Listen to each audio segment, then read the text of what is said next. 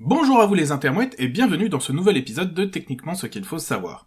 Nous avons déjà évoqué une propriété importante du triangle rectangle en abordant le théorème de Pythagore. Mais si ce dernier est important de par son utilisation dans des problèmes mathématiques variés, il n'est pas la seule propriété importante du triangle rectangle. En effet, depuis l'Antiquité, les mathématiciens de tous bords se sont intéressés aux problèmes de calcul de la longueur d'un arc de cercle en fonction de l'angle délimitant ce dernier. Si les plus vieilles études de ce problème datent d'environ 6000 ans, les traces les plus complètes dont nous disposons actuellement sont, comme souvent lorsqu'il s'agit de mathématiques de l'Antiquité, contenues dans diverses tablettes mésopotamiennes ainsi que dans le célèbre papyrus Rhind déjà évoqué dans une vidéo précédente. Mais dans cette étude, une figure dont les propriétés bien connues permettant de faciliter le travail apparaît, et vous vous en doutez, il s'agit du triangle rectangle. Les mathématiciens ne tardèrent pas à remarquer une propriété très intéressante reliant les longueurs des côtés du triangle ainsi tracé et la mesure de ses angles.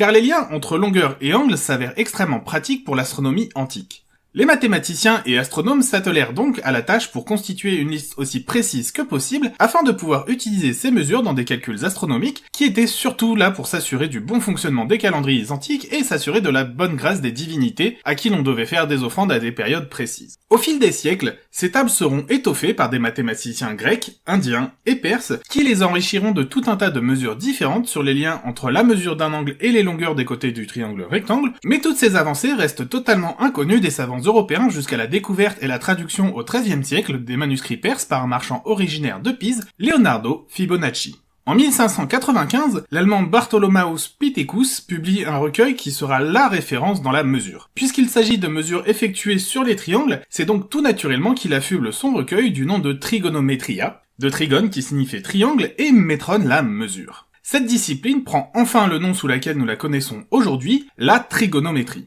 Comme je viens de l'expliquer, le principe de la trigonométrie est donc de mettre en lien la mesure d'un angle dans un triangle rectangle avec le ratio des longueurs de ce dernier. Pour fixer les choses, nous allons tracer un quart de cercle avec son rayon.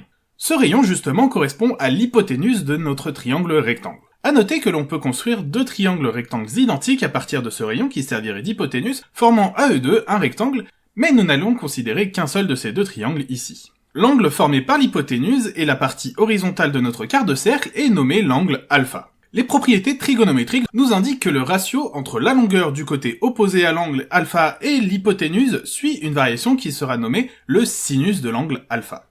Pour ce qui est de la longueur de notre troisième côté du triangle, qui est adjacent à notre angle alpha, le ratio quant à lui de sa longueur divisé par celle de l'hypoténuse suit une autre variation qui sera nommée, elle, le cosinus de l'angle alpha. Ce mot de cosinus vient du fait que sa valeur est égale au sinus d'un angle égal à 90 degrés moins l'angle alpha, et donc l'angle complémentaire de l'angle alpha. Le complémentaire du sinus donne donc cosinus.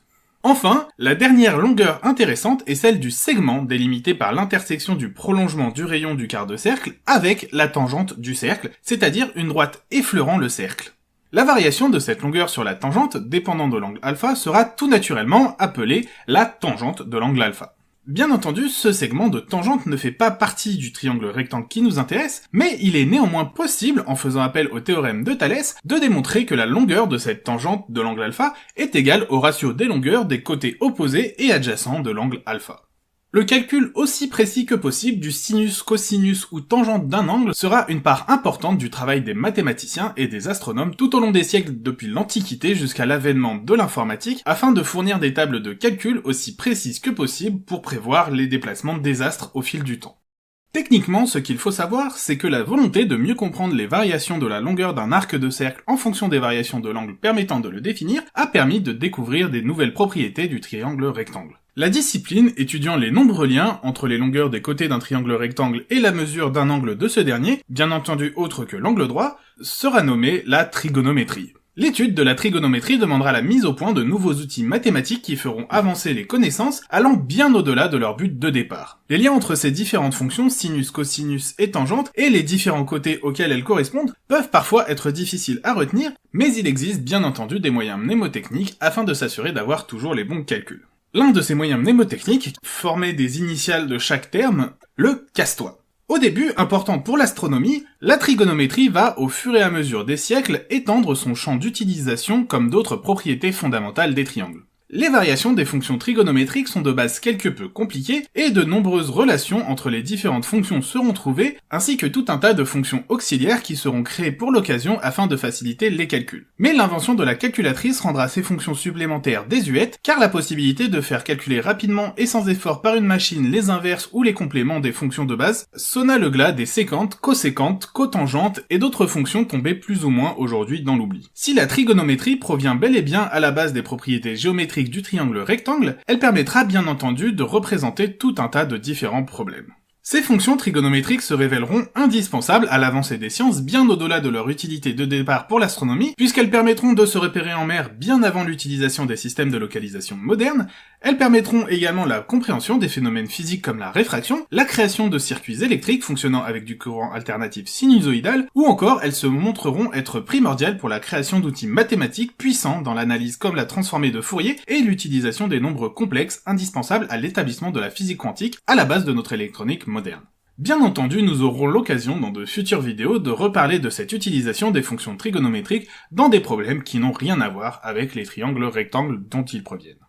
Voilà, c'est donc la fin de ce nouvel épisode de Techniquement ce qu'il faut savoir sur la trigonométrie. Comme d'habitude, je vous invite à partager ma vidéo, à la commenter, mais également à la liker afin d'améliorer le référencement de la chaîne. Vous avez également la possibilité de me suivre sur les réseaux sociaux où vous serez informé des épisodes à venir, et vous pouvez bien entendu toujours me proposer des sujets que vous aimeriez voir traités ici. Bien sûr, si ce n'est pas déjà fait, je vous invite à vous abonner et à cliquer sur la cloche afin d'être informé des nouvelles vidéos et de ne rien rater de l'actualité de la chaîne. Je vous dis en tout cas à bientôt pour un nouvel épisode de Techniquement ce qu'il faut savoir.